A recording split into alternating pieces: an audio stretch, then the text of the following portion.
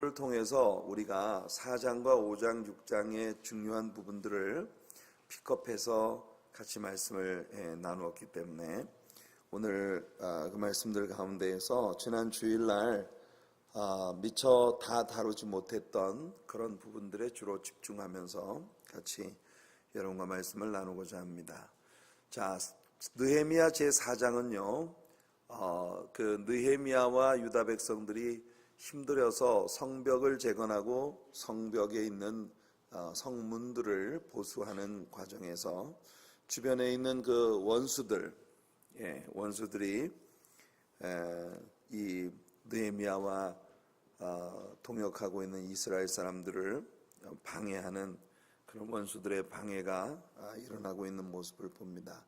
지난 아침 시간에도 말씀을 드렸습니다만 하나님의 사역이 진행되는 곳, 우리가 신자로서 우리에게 주어진 사명을 감당하고자 하는 모든 곳에서 언제나 사탄의 하수인 노릇하는 그런 대적들의 출현과 그들이 작당을 하고 우리 하나님의 사람들의 사역과 삶을 방해하는 그런 일들이 늘 있게 마련인 것입니다.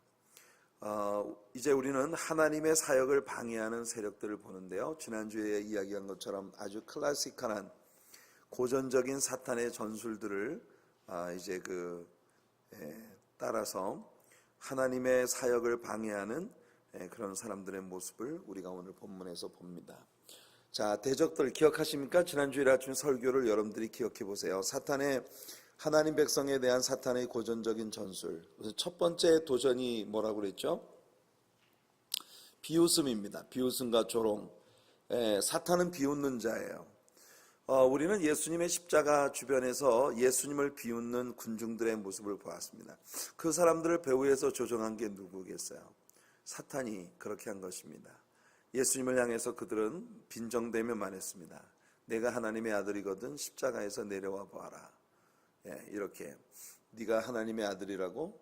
네가 하나님의 아들이라면 십자가에서 내려와 보아라. 이렇게 하면서 예수님께 빈정대고 비웃는 그런 일을 했죠. 어느 시대든지 사탄의 하수인 노릇하는 그런 이 사탄의 종노릇하는 자들의 숫자는 열세를 보인 적이 없습니다. 항상 풍부하고 무궁무진한 그런 자원들을 사탄은 가지고 있어요. 자, 이 느헤미야와 이스라엘 백성들을 향한 그들의 조소는 그들의 인력이 부족하다는 것, 야, 너희들이 하루 만에 이 일을 다 마치겠느냐? 내가 보기에는 너희들이 한 하루밖에는 일할 에너지가 없을 것 같은데 너희들이 과연 이 일을 완성시킬 수나 있겠느냐? 그리고 너희들이 하는 이 일은 불타버린 그런 그 돌을 가지고 무슨 성벽을 세우겠다는 거냐? 또 너희들이 쌓아올리는 성읍은 보니 여우가 올라가도 넘어지겠다 하면서 이렇게 빈정대고 비난하는 그런 모습을 봅니다. 자, 여러분, 우리가 느헤미야가 이 일에 대해서 어떻게 대처했는지 지난주에 아침에 같이 나눴어요. 바울 사도가 이렇게 우리를 가르칩니다. 로마서 12장 19절을 보면 내 사랑하는 자들아 너희가 친히 원수를 갚지 말고 하나님의 진노하심에 맡기라. 기록되었으되 원수 갚는 것이 내게 있으니 내가 갚으리라고 주께서 말씀하시니라. 느헤미야는 그 사람들과 만나서 시시비비 가리고 뭐 말싸움하고 왜 우리한테 빈정대느냐, 뭐 너희들이 왜 이렇게 못된 짓을 하느냐, 이렇게 하지 않았습니다.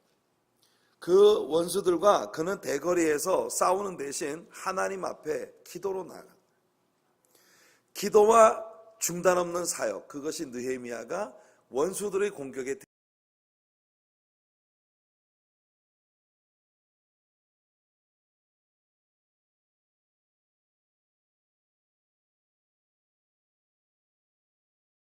흥미가 없어지게 만들고 모든 예배를 드리는데 스릴도 없어지고, 그렇게 여러분들에게 가져오는 사탄의 도전들이 있습니다.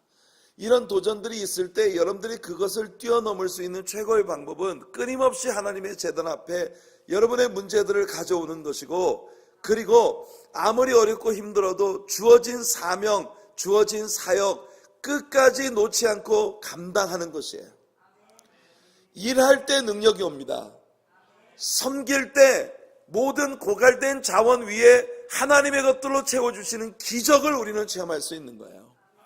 손을 잡고 아무것도 안 하고 사람들과 시시비비 가리겠다고 사람들과 이렇게 대거리하고 싸우다 보면 첫째, 영적인 능력 상실되고 마음의 기쁨 잃어버리고, 그리고 그 투쟁 가운데에서 우리는 첫사랑의 감동도 다 식어버리고, 성경을 통해 우리가 배우는 원리가 그래요. 일하는 사람에게 하나님 능력 주십니다. 일하는 사람에게 자원을 공급해 주십니다. 그런 여러분 축복받기 원하신다면 사명 감당하세요. 여러분들이 영적으로 성령 충만한 신자 되기 원한다면 하나님이 내게 시키신 사역의 자리에서 벗어나지 않는 성도님들 되시기 바랍니다. 우리 하나님 앞에 느헤미야는 바로 그 비밀을 배웠어요.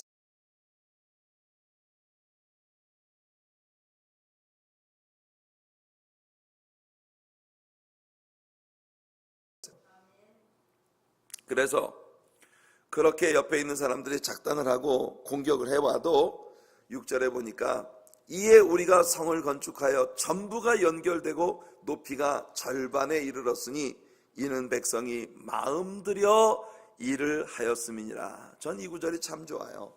백성들이 마음들여서 주님의 일을 했다는 겁니다. 여러분은 그걸 늘 점검해 보세요. 여러분들 하나님께 예배를 드리는 일은 마음들여서 하는 일인가요?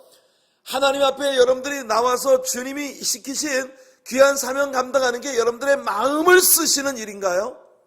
이게 중요합니다. 백성들이 마음들여 사역했기 때문에 원수들이 가져오는 어떤 조롱과 비난과 조소 문제되지 않았다는 거예요. 사람들의 말이 귀에 들어오고 사람들의 마음이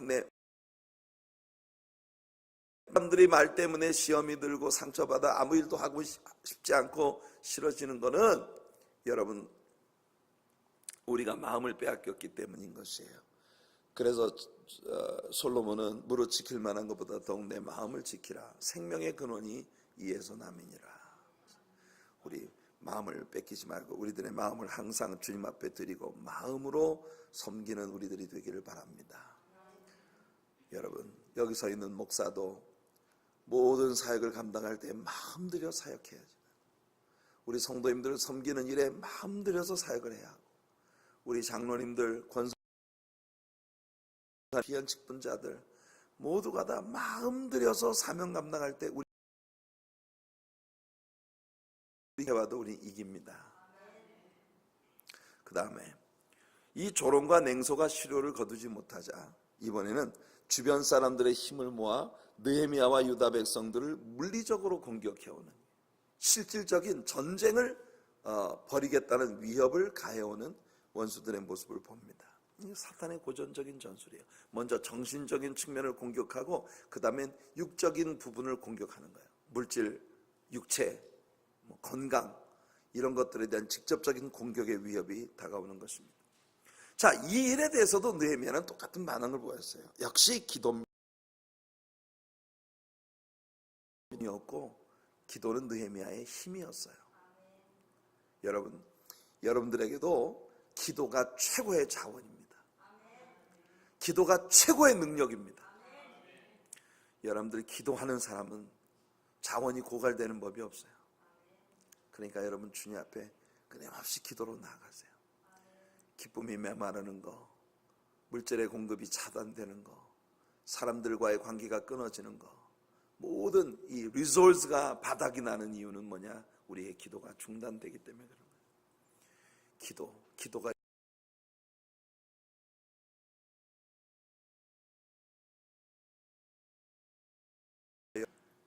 느헤미야는 새로운 모토를 정했습니다. Watch and pray.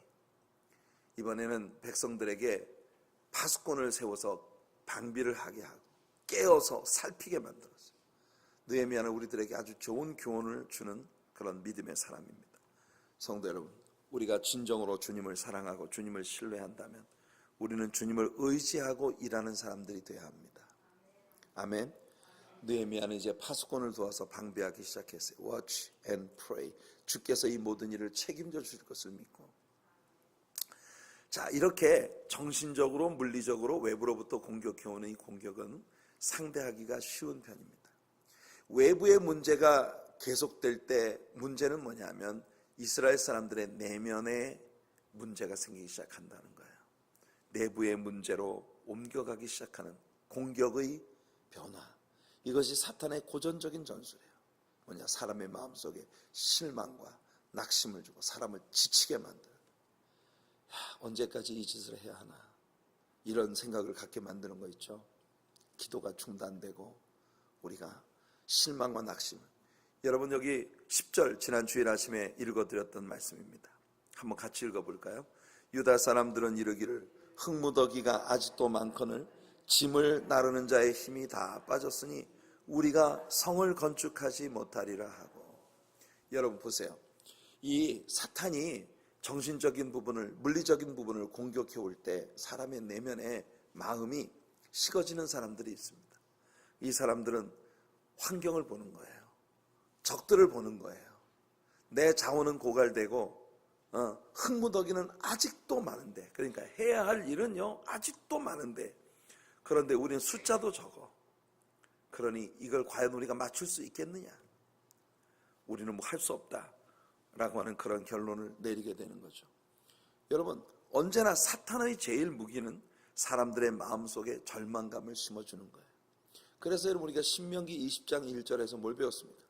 하나님께서 이스라엘 백성들에게 그렇게 말씀하셨어요. 너희들이 가나안 땅에 들어가면, 가나안 땅에 살다 보면 주변에 있는 원수들로부터 공격을 받게 될 때가 있을 것이다.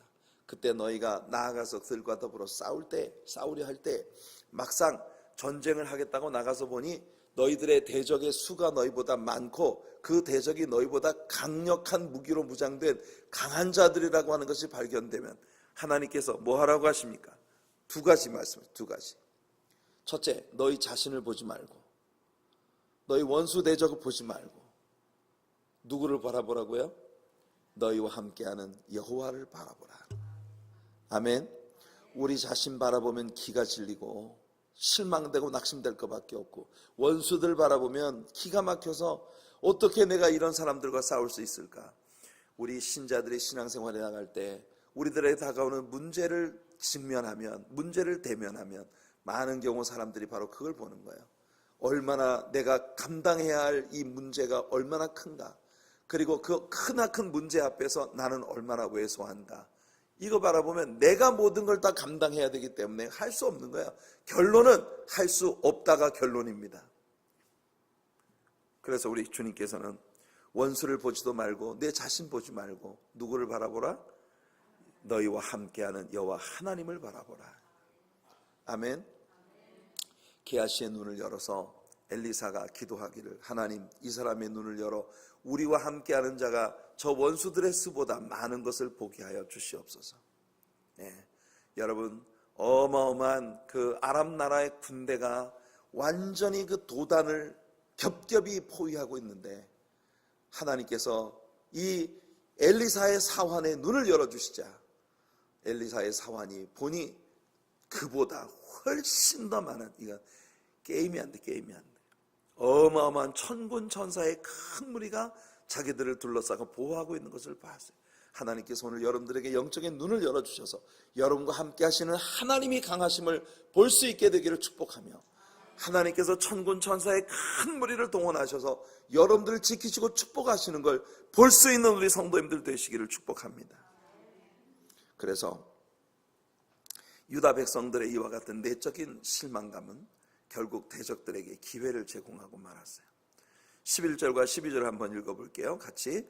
우리의 원수들은 이르기를 그들이 알지 못하고 보지 못하는 사이에 우리가 그들 가운데 달려들어가서 살육하여 역사를 그치게 하리라 하고, 그 원수들의 근처에 거주하는 유다 사람들도 그 각처에서 와서 10번이나 우리에게 말하기를 너희가 우리에게로 와야 하리라 하기로. 와, 여러분 여기 보면은요, 이 이스라엘 사람들의 마음속에 실망감을 갖게 만드는 스파이들이 있어요. 스파이들. 이 사람들이 누구냐? 그 원수들의 근처에 거주하는 유다 사람들. 요거 아주 중요한 부분입니다. 여러분 여기다 밑줄 쫙, 빨간 줄로 밑줄 하나 쫙 그어놓으세요. 원수들의 근처에 거주하는 유다 사람들. 이게 때리는 시어머니보다 말리는 시누이가 더 밉다고, 네, 그런 거예요. 이 사람들은 동족입니다. 동족. 같은 유다 사람들인데 원수들 근처에 늘 머무는 자들이에요. 그러니까 늘 원수들하고 어울려 다니는 사람들이에요. 그러니까 원수들하고 어울려 다니는 이 사람들이 은근히 느헤미야를 돕는 것처럼, 느헤미야 편들어주는 것처럼 하면서 아무리도 안 될 것 같아. 결국은 느헤미야가 와서 고개 숙이는 수밖에 없어. 이러면서 원수 편을 드는 겁니다. 원수 편을. 여러분, 우리가 신자로서 세상을 살아가면서 어떤 삶의 환경을 선택하는가 하는 건 매우 중요한 일입니다. 여러분들은 신앙생활하며 주로 어떤 사람과 어울려 다니십니까? 이거 중요해요. 주로 기도하는 사람들과 어울려 다니십니까? 아니면 기도는 안 하고 세상적인 일로 분주하게 돌아다니는 사람들하고 어울려 다니십니까? 입만 열었다 하면 감사가 찬송이 터져나오는 사람과 늘 사귀시나요? 아니면 입만 열면 뭐든지 불평과 원망, 하여튼 있는 트집 없는 트집 잡아서 모든 안 되는 것이 다 누구 때문이고 늘 이런 입에 이런 것이 습관처럼 붙어있는 사람들과 여러분들 어울려 다니십니까? 여러분들 스스로 신앙 환경을 어떻게 설정하고 사는지를 주의하시기 바랍니다. 여러분 곁에는 언제나 긍정적이고 그리고 하나님에 대한 철저한 신뢰를 가지고 여러분 기도하는 사람과 어울려 다니세요. 입만 열면 감사가 나오는 사람하고 어울려 다니세요. 입만 열면 찬송 나오는 사람하고 어울려 다니세요. 하여튼 예배는 한 번도 안 드리고 뺀질뺀질하면서 주어진 사명 하나 감당 안 하면서 입만 열면 불평하고 원망하는 사람 옆에 계속 다녀보세요. 여러분 어느 결인가 여러분들도 모르는 사이에 여러분들의 마음이 그렇게 전염되어 있는 모습을 보게 된다니까요. 제가 오랜 목회 생활을 통해서 배운 경험이에요. 경험. 롯이 소돔과 고모라를 선택했어요. 우리가 창세기에서 배웠잖아요. 처음에는 롯이 소돔성을 향하여 소돔을 바라보는 쪽으로 텐트를 쳤어요. 그러다가 롯이 소돔과 고모라로 점점 가까이 가다가 나중에 롯이 마침내 소돔성 안으로 쑥 들어가 살고 어느 결에 보니 소돔성 주인 노릇하고 있어요. 성문 위에 앉아 있습니다. 결국 어떻게 됩니까? 소돔과 고모라가 멸망받을 때 롯도 함께 모든 걸 다 상실해 버렸어요. 그가 정성 들여서 쌓아 올렸던 모든 것들 유황불로 불벼락받는 소돔성과 함께 망했고, 여러분 그 아내는 뒤도 돌아보지 말고 가라고 하는데 소돔성에 대한 미련을 끝내버리지 못하여 뒤돌아보다 소금기둥 돼버리고, 사위들을 불러놓고 하나님께서 이 성읍을 멸망시킨다 하니 사위들은 그의 말을 농담으로 여겼고 겨우 두 딸들 데리고 맞은편 소알산으로 피신을 갔는데 그 소알산에서 두 딸들이 아버지를 술 먹여 잠재워 놓고는 둘이 번갈아 가며 아버지와 동침을 해서 모압과 암몬 족속이라고 하는 하나님의 총회에 절대로 들어올 수 없다는 그런 청천벽력 같은 하나님의 구원 밖의 민족으로 여겨진 그런 자들의 조상이 되는 비극이 벌어지고 말았습니다. 여러분, 만일 유다 사람들이 늘 저 도비아와 산발락 같은 입만 열면 비난하고 입만 열면 정죄하고 어떻게 하든지 하나님의 일이 안 되는 쪽을 바라는 그런 사람들과 어울려 다니는 대신 그들에게 주어진 사명 감당하고 기도에 동참하며 열심히 함께 주어진 사명 감당했다면 그들은 이렇게 되지 않았을 것입니다. 유다 사람들의 주변에 있는 그 대적들 근처에 있는 자들이 너희들은 결국 이 사역을 완성치 못할 것이다. 너희들은 미약하다. 너희들이 하는 일이란 가벼운 여우 발자국에도 무너질 것이다 라고 하는 이런 원수들의 비난이 어느 결인가 마음에 감염이 돼버린 거예요. 물론 이 일에 대해서도 느헤미야는 반응하기를 똑같습니다. 기도, 중단 없는 사역, 이게 지혜입니다. 성도 여러분, 열심히 기도하시고 중단 없는 사명자 되시기를 축복합니다. 이때 느헤미야는 백성들에게 선포했어요. 한 손에는 무기를 들고 한 손에는 도구를 들고 그리고 일에 매진하라고. 느헤미야가 강조하는 건 일은 절대로 멈춰서는 안 된다는 겁니다.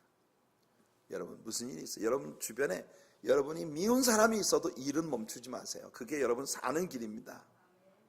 아멘. 여러분들에게 하나님이 주시는 사명, 절대로 포기하지 않는, 손 놓지 않는 여러분들 되시길 축복합니다. 디모데후서 2장 8절에서 바울도 자신의 믿음의 아들이었고 자신과 함께 그리스도의 군사로 다니는 동역자였던 디모데에게 이렇게 권합니다. 내가 전한 복음대로 다윗의 씨로 죽은 자 가운데 다시 살아나신 예수 그리스도를 기억하라. 그러니까 끊임없이 예수 그리스도를 바라보라는 거예요. 아멘.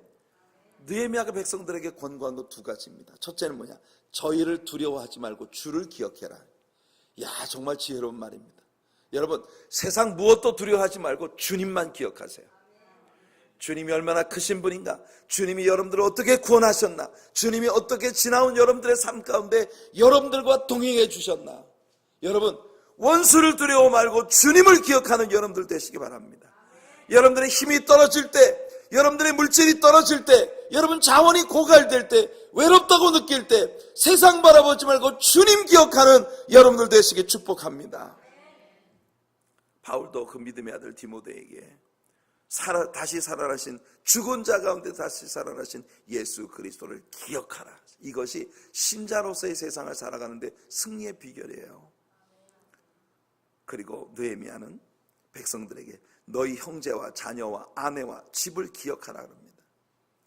이 싸움에 너희의 식구들의 미래가 달려있다는 걸 잊지 말아라.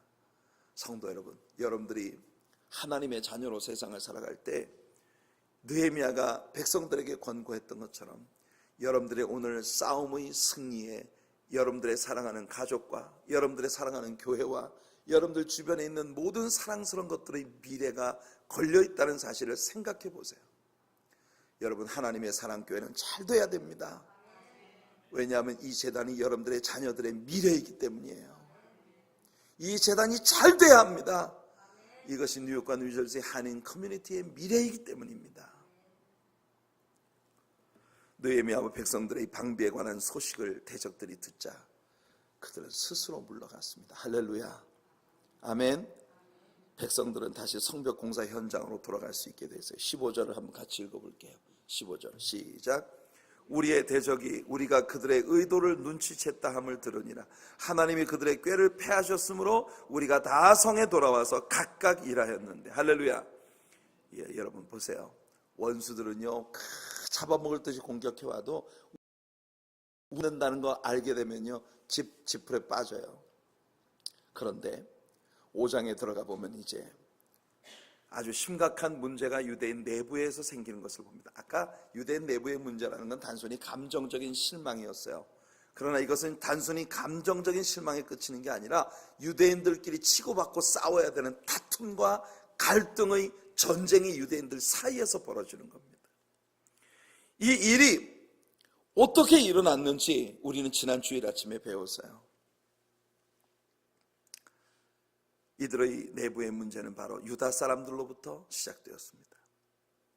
유대인들 가운데 지도자들, 그리고 돈 좀 가진 사람들, 힘 있는 사람들, 이런 사람들이 포로 귀한 대로 돌아와서 그 힘겹고 어려운 가운데에서 사명 감당하느라고 물질의 결핍, 건강의 결핍, 삶의 어려움, 이런 것 속에 허덕이는 자신의 동족들을 갖다가 고리대금을 통해서 등을 쳐먹는 이런 일이 벌어졌다는 거예요. 인간의 본성은 참으로 변하지 않는 것 같습니다. 오늘날에 와서도 사람들은 저마다 자기만 생각해. 자신만을 부욕해, 자신만을 편안하게 하려 이기적인 욕심에 사로잡혀 있는 거예요.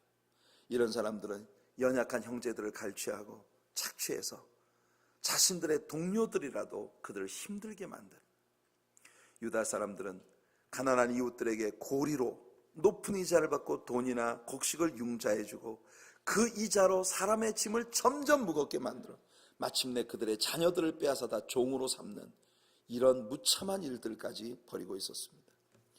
5장 5절 말씀을 한번 같이 읽어볼게요. 스크린 보시면서 이제 육체와 같고 우리 자녀도 그들의 자녀와 같거늘 이제 우리 자녀를 종으로 파는도다. 우리 딸 중에 벌써 종된 자가 있고 우리의 밭과 포도원이 이미 남의 것이 되었으나 우리에게는 아무런 힘이 없도다 하더라. 자, 이것이 결국 힘이 없고 연약하고 가난하여 모든 것들을 빼앗겨버린 불쌍한 가난한 백성들이 자조적으로 앉아 한숨 쉬며 하고 있는 말이에요. 아마도 이 문제는 상당히 오랫동안 자라온 문제인 것 같습니다. 느헤미야는 어쩌면 이런 모든 문제가 돌출이 될 때까지 이 문제가 정말 큰 화가 되어서 백성의 분열의 조짐이 보이는 심각한 문제로 자랄 때까지 느헤미야는 이 문제를 알아채지 못하고 있었던 것 같습니다. 이 사람들은 저마다 마음속에 예루살렘 성벽을 빨리 재건하고 싶었어요. 그렇기 때문에 이 사람들은요, 아맘니의 이 느헤미야의 그 재건 사역을 보면요, 옷도 갈아입지 못해. 이 사람들은 집에 가서 목욕도 하지 못했어요. 빠른 시일 내에 이 공사를 끝내려고 모든 사람들이 달라붙어서 일을 하다 보니 이 사람들이 왜 가난하게 됐냐, 왜 힘이 없냐, 그들이 가서 농사 지을 시간도 없고, 그러니까 원래부터 뭔가 부를 가진 사람들은 가난한 사람들에게 빌려주고 이자를 받아먹는데, 여러분들 이 사람들이 게으르고 못나서 가난한 게 아니에요. 열심히 주의 일을 하다 보니까 목욕도 못하고 옷도 못 갈아입고 땀 냄새에 쩔어가지고 일을 하는데 하다 보니 가족들을 돌볼 시간이 없었던 거예요. 그런 상황 가운데 있는 동족에게 고리로 돈이나 식물을 융자해주고 비싼 이자를 착취하는 이런 사람들이 얼마나 여러분들 나쁜 사람들입니까? 생각해 보세요. 비웃음이나 조롱이나 물리적인 공격으로도 적들은 이스라엘 자손들에게 해를 입히지 못했습니다. 도리어 그런 모든 일들을 볼 때 기도하고 방비하고 모두가 똘똘 뭉쳐 열심히 빨리 이 사역을 끝내자고 열정을 가질 때, 여러분, 그들은 도리어 더 사랑했고 아름다운 조화를 이루는 삶과 사역을 이루는 사람들이 되었습니다. 그러나 그들의 내부에서 이와 같이 가진 자들이 가진 이기적 욕심이, 주변에 있는 사람들, 연약하고 어려운 사람들에 대한 무자비한 그들의 속성이 결국 그들 내부에 불신과 다툼을 조장하고, 결국 이것이 유대인들의 내부에 분열이라고 하는, 여러분, 정말 끔찍한 일이 생기는 치명적인 결과를 도래하게 한 것입니다. 우리는 여러분, 빌립보 교회를 향한 바울 사도의 권고를 통하여 우리를 향한 예수님의 소원이 무엇인지를 발견해야 합니다. 빌립보서 1장 27절과 28절에 보면, 오직 너희는 그리스도의 복음에 합당하게 생활하라. 이는 내가 너희에게 가보나 떠나 있으나 너희가 한 마음으로 서서 한 뜻으로 복음의 신앙을 위하여 협력하는 것과 무슨 일에든지 대적하는 자들 때문에 두려워하지 아니하는 이 일을 듣고자 함이라. 이것이 그들에게는 멸망의 증거요 너희에게는 구원의 증거니 이는 하나님께로부터 난 것이라. 우리 하나님의 사랑교회는 여러분, 하나님께로부터 난 것, 이 아름다운 한 마음과 한 뜻이 되어 오직 복음의 신앙을 위해 협력하는, 우리가 예수 그리스도의 복음에 합당하게 생활하는 그런 교회가 되기를 축복합니다. 아멘. 우리는 한 마음과 한 뜻이 되어서 오직 예수 그리스도의 복음에 합당하게 한 마음으로 서서 복음의 신앙을 위해 협력하는 그런 교회가 될 때, 이것은 우리의 대적들에게는 멸망의 증거요, 우리들에게는 이것이 구원의 증거가 된다. 이런 것은 하나님께로부터 난 것입니다. 하나님께서 우리들의 마음이 갈라지지 아니하도록 축복하시는 그런 은혜 가운데 우리가 있기를 소원합니다. 외부로부터의 어떤 위협도 초대교회를 깨뜨리지 못했어요. 오히려 더 불타는 믿음과 기도의 사람들이 되게 했습니다. 베드로와 요한이 산헤드린에서 핍박을 받고 채찍에 맞고 피투성이가 되어서 감옥 밖으로 나왔을 때 그들은 즉시 예수 그리스도의 이름으로 우리가 이런 핍박을 받기에 합당한 자로 여겨졌다는 사실에 대해 감사하며 그들의 동료들을 찾아가 그들과 함께 기도했습니다. 그들의 기도의 내용이 뭐였던가요? 산헤드린을 멸망시켜달라는 것이었습니까? 우리를 핍박하고 박해하는 자들을 망하게 해달라는 것이었습니까? 아니에요. 하나님, 우리를 더 강하게 해주십시오. 우리 하나님의 말씀이 우리 안에서 더 흥황하게 해주십시오. 그래서 마침내 우리를 박해하고 압박하는 저들까지도 변화시키게 해주시옵소서. 이게 초대교회가 가진 믿음의 기계입니다. 하나님께서 우리들에게 그와 같은 기상을 허락해 주시기를 바라요. 나가서 싸우고 다투고 어떻게든 내가 더 유익 얻으려고, 내가 더 남짓 밟고 올라서려고, 내가 잘난 것 표시내려고 하고. 여러분, 초대교회가 그렇게 외부로부터는 박해에는 꿈쩍도 하지 않았는데 내부에서 일어난 시기심, 바나바가 사도들에게 칭찬받는 것 보고 마음에 시기심이 일어난 아나니아 삽비라가 되지도 않는 위선 가득한 거짓 헌신을 하려다가 그게 들통나면서 온 교회 안에 두려움이 꽉 들어차게 돼요. 사람들 사이에 일어난 욕심이 헬라파 가부들과 히브리파 가부들 사이에 다툼으로 비화되어질 때 교회는 급기야 성장을 멈추고 이 문제들을 해결하기 위한 인간적인 방법을 도모해야 하는 이런 어려운 가운데 봉착하게 된 것이에요. 야고보 3장 16절에서 야고보는 이렇게 말합니다. 시기와 다툼이 있는 곳에는 혼란과 모든 악한 일이 있습니다. 우리들 안에서 시기와 다툼은 다 사라지고 우리 하나님의 은혜롭고 축복된 그런 영광의 역사가 열매 맺는 그런 우리 공동체가 되기를 예수님 이름으로 축원해 드립니다. 사건이 이 지경에 이르자 느헤미야는 화가 났습니다. 우리는요, 느헤미야가 굉장한 사람이라는 걸 알아요. 그 사람은 평신도입니다. 평신도예요. 느헤미야는 평신도예요. 그 사람은 제사장도 아니었고 선지자도 아니었고 선지자의 생도도 아니었고, 느헤미야는 여러분과 같은 레이플슨이에요. 레이플슨. 그런데 느헤미야는 신학적으로도 대단했고 기도에 있어서 아주 깊은 사람이었고 하나님을 향한 사랑의 뜨거운 열정이 몹시 뜨거운 사람이었어요. 여러분들 모두가 다 그런 성도님들이 되시기를 축복합니다. 성경 지식은 목사 저리 가라고, 기도의 열정은 부흥사보다 더 뜨겁고, 우리 하나님의 사랑교회 모든 성도님들이 그런 스릴을 가진 성도님들 되시기를 축복합니다. 그러고 싶은 마음이 있으신가요? 여러분, 그런 신자가 되고 싶은 욕심이 여러분 안에서 일어나기를 바랍니다.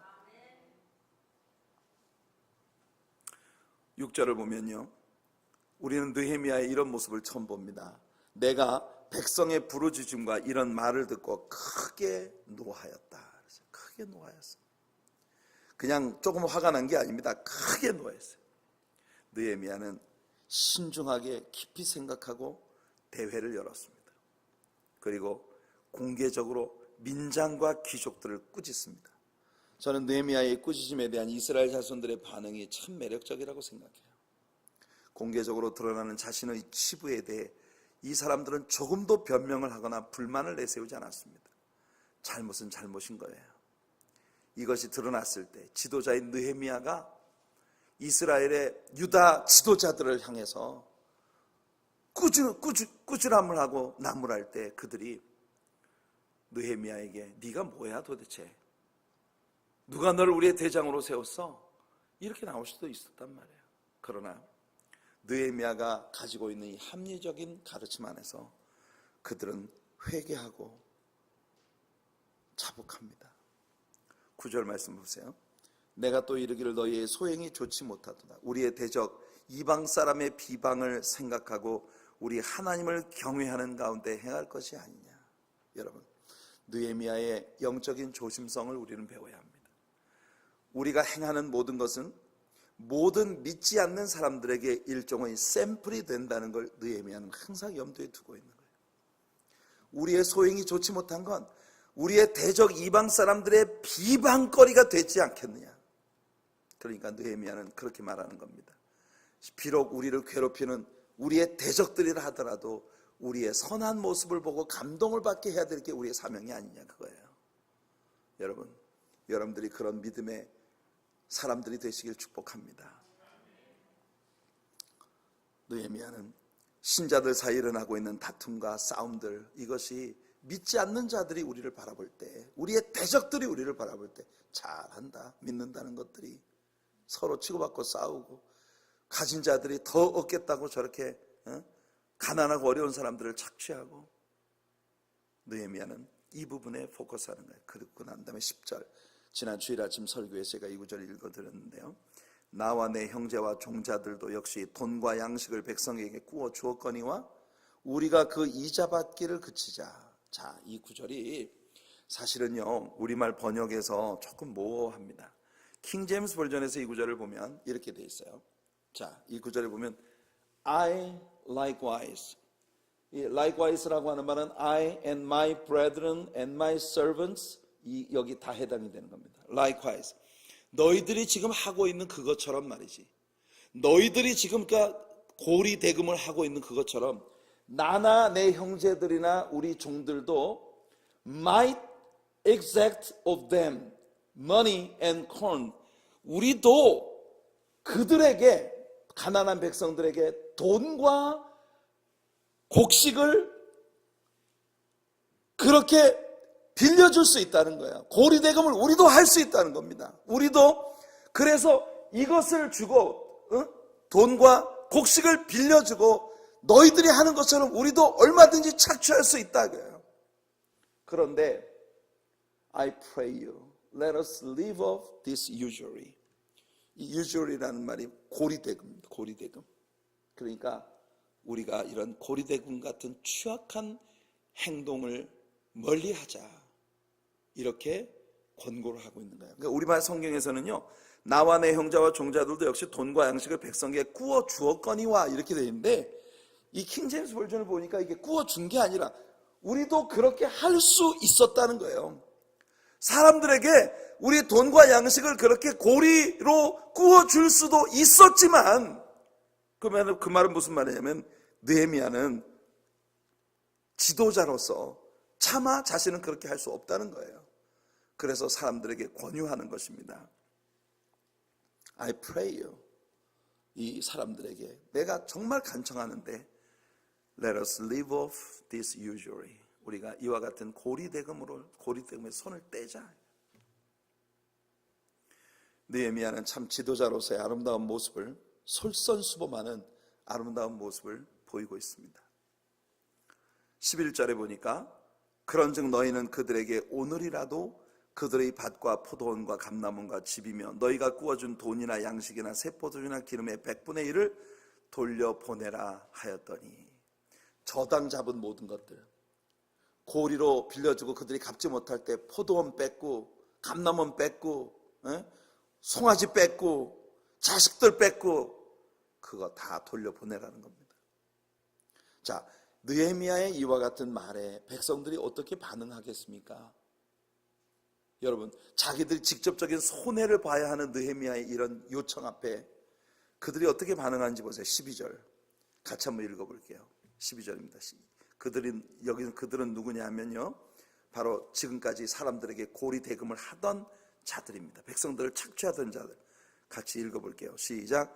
그들이 말하기를 우리가 당신의 말씀대로 행하여 돌려보내고 그들에게서 아무것도 요구하지 아니하리이다 하기로 내가 제사장들을 불러 그들에게 그 말대로 행하겠다고 맹세하게 하고. 자, 이 말은 무슨 말이냐?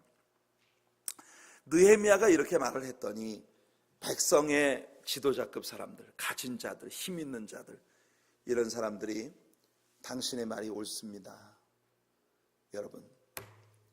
여러분들이 말이에요, 잘못된 길을 갈 때 누군가가 여러분에게 옳은 이야기를 해주면 그것을 듣고 아직 여러분들의 행동을 고칠 수 있는 그런 우리 성도님들 되시기 바랍니다. 교만이 극에 달하면 누가 좋은 얘기를 해줘도 안 듣습니다. 내 하는 대로 그냥 하는 거예요. 오히려 누가 선한 이야기를 해주면 너는 얼마나 잘나서 그래, 이런 식이죠. 그런데 이 사람들이 이렇게 유대인들 사이에 큰 분열을 초래할 수 있는 악한 행위가 있었지만 느헤미야가 강청할 때 그들의 느헤미야의 말에 이렇게 화답했다는 겁니다. 우리가 그렇게 하겠습니다. 여러분, 정 목사의 설교를 들을 때 여러분들이 언제나 하나님 앞에서 하나님, 우리가 그렇게 하겠습니다 라고 화답할 수 있는 우리 성도님들 되시길 바랍니다. 느헤미야는 굉장히 현실주의, 실질적인 인물이에요. 그래서 느헤미야는 사람들이 그렇게 약속하는 데서 끝난 게 아니라 제사장들을 불러놓고, 자, 이 사람들한테 맹세를 받으시오. 자기는 평신도기 때문에 이게 나와 맺는 약속이 구속력이 없다. 그러니 제사장을 세워놓고 당신들이 지금 이야기하는 건 그거예요. 여기 계약서에다 바럼 라인에 사인하라 이겁니다. 하나님 앞에 완전히 약속하라. 지금 너희들이 고백하는 그대로 하기로 약속해라. 느헤미야는 약속을 받아낸 거예요. 그리고 13절에 보세요. 느헤미야가 이런 말을 합니다. 내가 옷자락을 털며 이르기를 이 말대로 행하지 아니하는 자는 모두 하나님이 또한 이와 같이, 이 자기가 옷을 터는 것처럼 하나님의 집과 하나님의 산업에서 그 사람들을 털어버리실 것이다.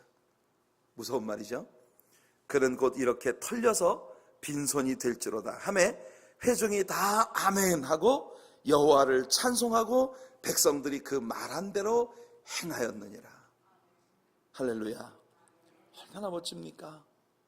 느헤미야의 이 말을 모든 사람들이 다 아멘으로 화답을 했어요. 하나님께서는 큰 영광을 받으십니다. 여러분, 하나님께서 디스플린 하실 수 있는 그런 성도님들이 꼭 되시기를 바랍니다. 자, 마지막 6장입니다. 6장은 이제 성벽이 완공되어지는 장면입니다. 우리는 느헤미야가 모든 종류의 대적들에 대해 어떻게 대처했는지를 배웠어요.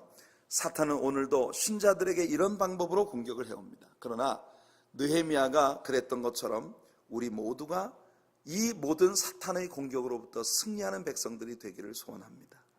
그리고 느헤미야가 그랬던 것처럼 기도와 사역이 중단되지 아니하는, 결국은 하나님께서 우리 각자에게 맡기신 아름다운 사명들이 완수되어지는 그런 하나님 백성들이 되기를 바랍니다. 6장에서 우리는 성벽이 완성되는 모습을 보는데요. 자, 1절입니다.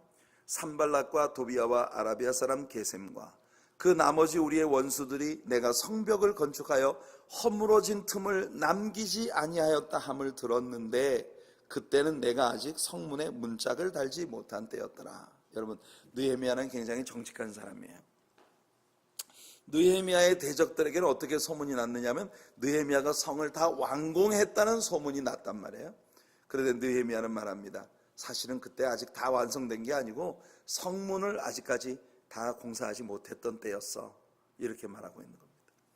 이때 대적들이 오노 평원에서 느헤미야를 좀 만나자고, 지난 주일에 아침 설교 기억나시죠? 오노 평원에서 우리 만나서 회담을 좀 하자, 이렇게 요청을 하는 거예요. 자, 아무리 공격을 해도 그들이 성공을 거두지 못하고 결국 하나님 뜻대로 일이 이루어지는 것을 보니까 그들은 이제 느헤미야와 화친을 하자고 하는 것입니다. 그러나 느헤미야는 그들의 속셈을 다 압니다.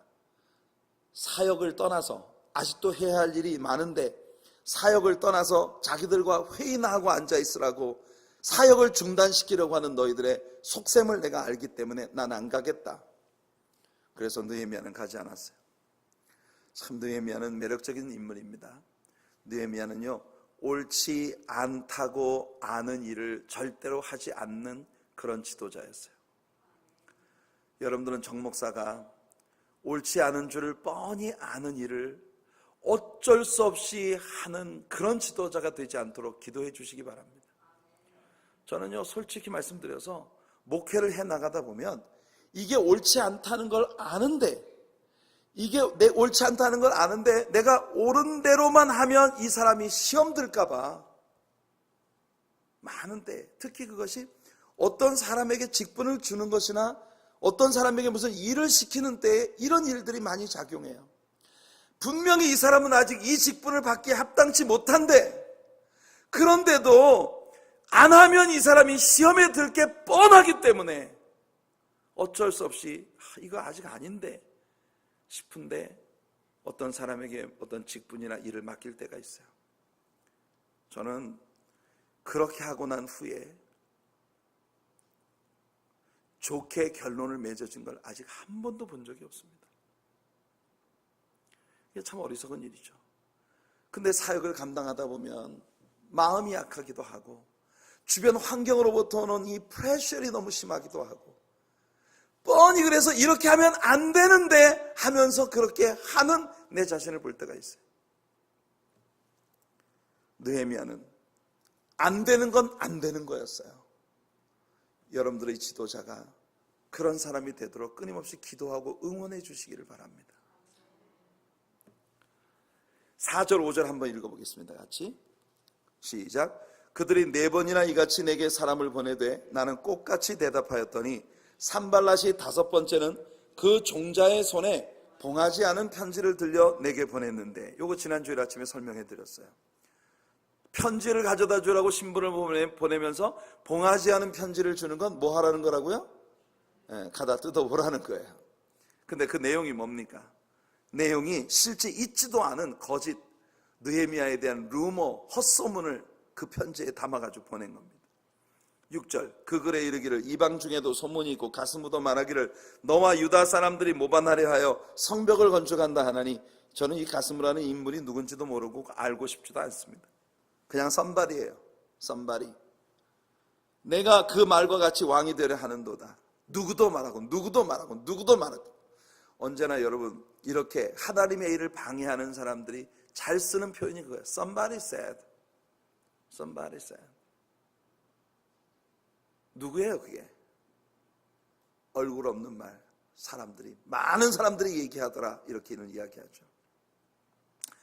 언제나 똑같습니다. 7절에 또 내가 선지자를 세워 예루살렘에서 너를 들어 선전하기를 유다의 왕이 있다 하게 하였으니 지금 이 말이 왕에게 들릴지라 그런즉 너는 이제 오라 함께 의논하자 하였기로. 여러분 이와 같은 루머가 퍼지는 것은 느헤미야에게는 치명적인 일이 될 수 있습니다. 이들은 이런 소문을 다 뒤로 퍼뜨려 놓고는 그리고 우리가 네 편이 되어줄 테니까 우리와 화해하자, 회의 석상으로 나와라 끌어내고 있는 것이에요. 느헤미야는 속지 않았습니다. 왜냐하면 그는 자기 자신의 정직함에 대해서 자신이 있었기 때문이에요. 8절에 내가 사람을 보내어 그에게 이르기를 내가 말한 바 이런 일은 없는 일이요 내 마음에서 지어낸 것이라 하였나니 느헤미야는 자신 있게 너희들은 거짓말장이들이다 라고 말하고 있는 것입니다. 그리고 9절을 보시면 느헤미야는 다시 하나님께 기도합니다. 내 손을 힘있게 하옵소서. 그러니까 느헤미야는요 기도로 하나님 앞에 의탁하고 나가는 거예요. 자, 이후에 우리가 주목해 볼 또 한 가지 사건이 이어지는데 하여튼 이 원수들은요 집요합니다. 쉽게 항복하지 않아요. 10절과 11절을 보시면 이런 말이 나옵니다. 이후에 무헤다벨의 손자 들라야의 아들 스마야가 두문분출하기로 내가 그 집에 가니 그가 이르기를 그들이 너를 죽이러 올 터이니 우리가 하나님의 전으로 가서 외소 안에 머물고 그 문을 닫자. 저들이 반드시 밤에 와서 너를 죽이리라 하기로 내가 이르기를 나 같은 자가 어찌 도망하며 나 같은 몸이면 누가 외소에 들어가서 생명을 보존하겠느냐. 나는 들어가지 않겠노라. 자, 이 무슨 말이냐 하면은 느헤미야의 동역자 느헤미야와 함께 백성들을 이끌어서 이 사역을 성공적으로 끌어가야 할 지도자 중에 한 명인 스마야라고 하는 사람이 갑자기 그냥 코빼기도 안 보이고 일을 하는 현장에도 나오지 않고 예배 자리도 나오지 않고 그러고 들어앉아 있는 거예요. 그래서 느헤미야가 찾아갔어요. 스마야를 찾아가가지고 왜 그러시오? 와서 같이 일해야지. 스마야한테 그러니까 스마야가 하는 말이에요. 내가 기도해 보니까 이 거짓 선지자입니다. 아니 그 공동체에 함께 땀들 다 뻘뻘 일하고 열심히 애쓰는데 혼자 골방에 앉아 자기 혼자 기도했대. 그러면서 하는 말이 뭐냐? 내가 기도해 보니까 지금 하나님의 응답이 왔는데 저 원수들이 당신을 지금 죽이러 오기 때문에 당신은 빨리 일을 그만두고 얼른 성전에 가 숨어야 됩니다. 이렇게 말을 하고 있는 거예요. 흥미로운 장면이죠. 여러분, 역사는 있잖아요, 아무것도 새 것이 없습니다. 언제나 하나님의 사역의 현장에서 똑같은 일들이 벌어져요. 이건 교회뿐만 아니라 여러분 개인적인 신자로서 여러분들의 삶에도 이런 일이 늘 벌어집니다. 스마야는 일종의 거짓 선지자입니다. 그는 느헤미야에게 내가 기도해 보니 저들이 너를 죽이러 오는데 빨리 도망가서 이 성전에 숨어라. 저는요, 느헤미야가 받은 시험 가운데 제일 큰 시험이 바로 이 부분이 아니었을까 생각합니다. 우리 평신도들에게서 가장 위험한 시험은요, 거짓 선지자예요. 내가 기도해 보니까 이렇더라. 사람들은 그 말에 깜빡 속습니다. 그 말에 그냥 깜빡 넘어가요. 사람 누가 내가 기도해 보니까 오늘 그렇더라 라고 이야기하면 사람들이 귀를 쫑긋하는 거예요. 사람들이 왜? 여러분 자신이 하나님과의 릴레이션십에 빈곤하기 때문에 그런 겁니다. 어떤 사람이 내가 어제 당신 꿈 꿨어 그러면요, 죽습니다. 막 뭐 사맥이면서 무슨 꿈인데? 꿈에 내가 어떻던데? 그거 뭐 그렇게 궁금해요? 여러분, 하나님이 계시지 않습니까? 내가 당신 위해서 어젯밤에 기도했는데 하나님이 나에게 응답 주셨다. 얘기할 거면 하고 말란 말고, 나도 하나님 있어 왜 이래? 여러분, 제가 생각할 때는 느헤미야가 가장 흔들릴 수 있는 부분이 이 부분이었어요. 그러나 느헤미야는 여기에서도 여전히 하나님께 기도하고 사역을 멈추지 않습니다. 느헤미야가 뭐라고 답변합니까? 나 같은 사람이, 느헤미야가 생각하는 나 같은 사람이 뭡니까? 오직 하나님의 사명 하나로 사는 사람이 이 사명 감당하다 죽어도 그뿐이야. 이 사명 감당하다 죽으면 순교지 뭐. 내가 성소에 숨겠느냐? 난 절대 숨지 않을 것이다.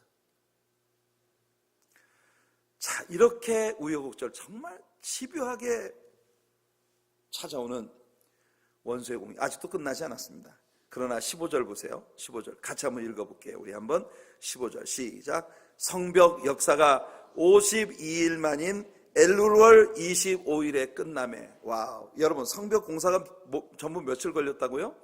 52일. 야, 진짜 빨리 끝난 겁니다. 얼마나 사람들이 마음 들여서 열심히 사역을 했는지. 아까 봤잖아요. 목욕도 못하고 옷도 못 갈아입고 모두 달려서 빨리 이 일을 완공하기 위해서 52일 만에 역사가 끝났어. 52일이 우리가 100일간의 구속사적 성경 통독을 절반 했을 때 벌써 이 사람들은 그 어마어마한 성벽 재건 공사를 다 끝냈다니까요. 대단한 일 아닙니까? 그런데요, 여러분들이 여기서 주목해 보셔야 되는 건 뭐냐? 그 성벽 공사가 끝나고 난 다음에 빵빠레도 없었고 거창한 예식도 없었다는 겁니다. 흰 장갑 끼고 나와서 테이블 자르는 이런 행사도 없었다는 거예요. 조용히 이 하나님의 위대한 역사를 너무도 조용히 끝냈습니다. 얼마나 아름다운 사람들입니까? 나중에 뒤에 보면요, 이 성읍 전체를, 예루살렘이라는 도시 전체를 하나님께 봉헌하는 장면이 나옵니다. 이 사람들은요, 행사라고는 오직 하나, 모든 영광을 하나님께 돌리는 것, 그것뿐이었어요. 이것이 우리들의 신앙인으로서의 정체성이 되기를 축복합니다. 예수님이 누가복음 17장에서 그런 말씀하시죠. 어떤 사람에게 종이 있어 하루 종일 밖에 나가서 밭 갈고 뭐하고 일을 하고 고된 몸으로 돌아와서 아직 씻지도 못한 채 부엌에 들어가 음식을 장만해서 주인 마님 음식 드세요. 그리고 옆에 서가지고 주인 밥 다 먹을 때까지 수발 들고, 그리고 주인이 밥상을 물러야 저 봉당에 가서 혼자 주인이 남긴 거 흡지겁 먹고 또 빨리 청소하고. 그래도 말입니다, 주인은 그 종 보고 너 잘했다, 너 정말 착하다 이렇게 말하지 않는다는 거예요. 누군가가 당신 참 착한 사람이요, 어떻게 이렇게 열심히 일합니까? 그러면 그 종이 대답하는 말이 무익한 종이 할 일을 했을 뿐입니다 라고 말을 한다는 거예요. 참 멋진 일 아닙니까? 우리 함께 주님을 동역하는 모든 주님을 섬기는 동역자들 모두가 이런 마음을 가지는 우리들이 되기를 바랍니다.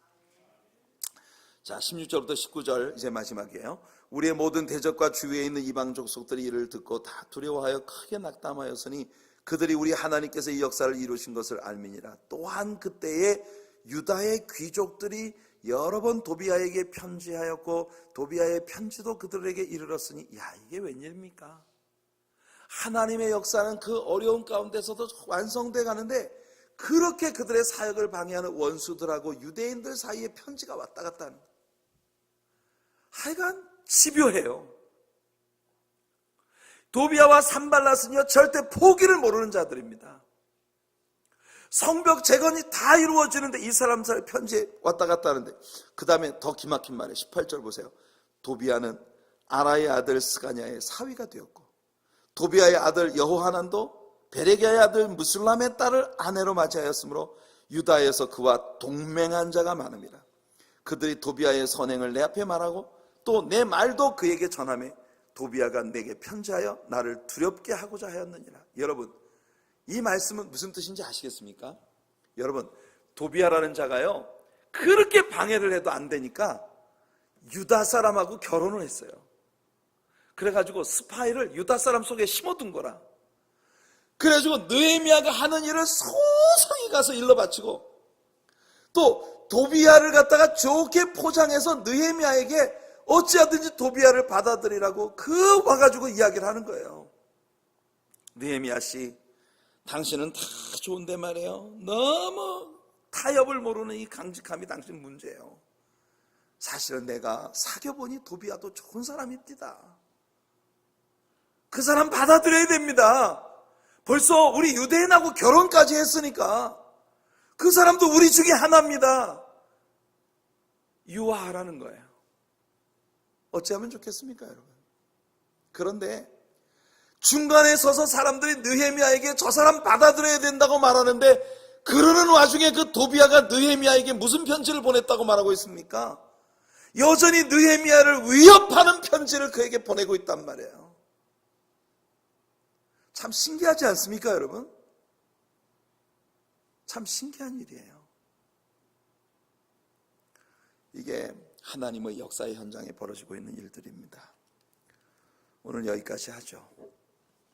우리 항상 느헤미야의 마음, 그리고 느헤미야에게 순종하며 목욕할 시간도 옷 갈아입을 시간도 없이 하나님의 사역에 매진하며 그 집요한 방해와 어려움 가운데에서도 끝내 그들에게 주어진 사명을 감당해냈던 유대인들처럼 우리 하나님의 사랑교회가 어떤 어려움 가운데서 우리에게 주어진 사명 끝까지 감당하고 하나님 앞에 큰 영광 올려드리는 여러분들의 삶에 하나님의 엄청난 축복들이 부어지는 그런 역사가 따르게 되기를 예수님 이름으로 축원해 드립니다.